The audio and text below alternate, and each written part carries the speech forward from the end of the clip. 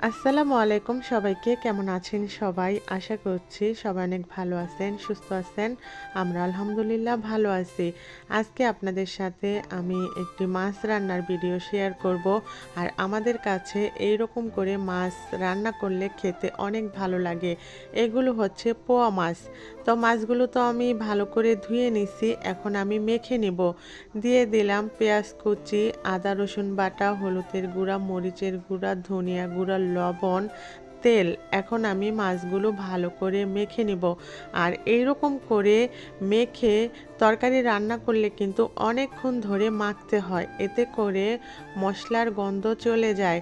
তো মাছগুলো কিন্তু আমি অনেকক্ষণ ধরে মেখে নিছি। তারপরে মাছগুলো আমি অন্য একটি পাত্রে তুলে রাখলাম। এখন আলু দিয়ে দিলাম। আলুগুলো এখন ভালো করে মেখে নিব। আর আমি কিন্তু অনেকক্ষণ যাবতই মেখেছি। ভিডিওটি ফাস্ট করে দিয়েছি, এই জন্য আর কি অল্প সময় দেখানো হয়েছে। মাছ আর আলু মাখানো হয়ে গেছে। এখন দিয়ে দিলাম কিছুটা ধনিয়া পাতা। আমি কিন্তু রান্নার শেষেও ধনিয়া পাতা দিব। তারপরে দিয়ে দিলাম পরিমাণ মতো পানি। এখন আমি চুলায় বসিয়ে দিব। ছোটবেলা অপেক্ষায় থাকতাম কখন শীতকাল আসবে, কখন এই মাছ খাবো। এর কারণ হচ্ছে এই মাছের মাথার মধ্যে দাঁত থাকে দুইটা, সে দাঁত দিয়ে খেলতাম ছোটবেলা, অনেক দুষ্টুমি করতাম যে আমার দাঁত ভেঙে গেছে। আর এই মাছের পেটের ভিতরে একটা পেটি থাকে, সে পেটিটা খেতে আমার অনেক ভালো লাগে।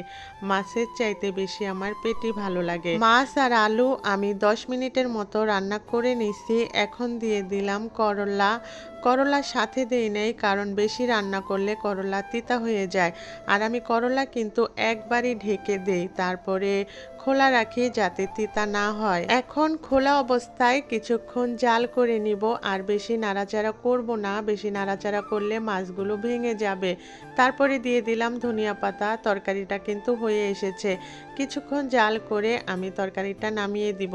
আর এরকম করে তরকারি রান্না করলে কিন্তু খেতে অনেক ভালো লাগে। তরকারি রান্না শেষ। আজ এই পর্যন্তই। সবাই ভালো থাকবেন। আসসালামু আলাইকুম।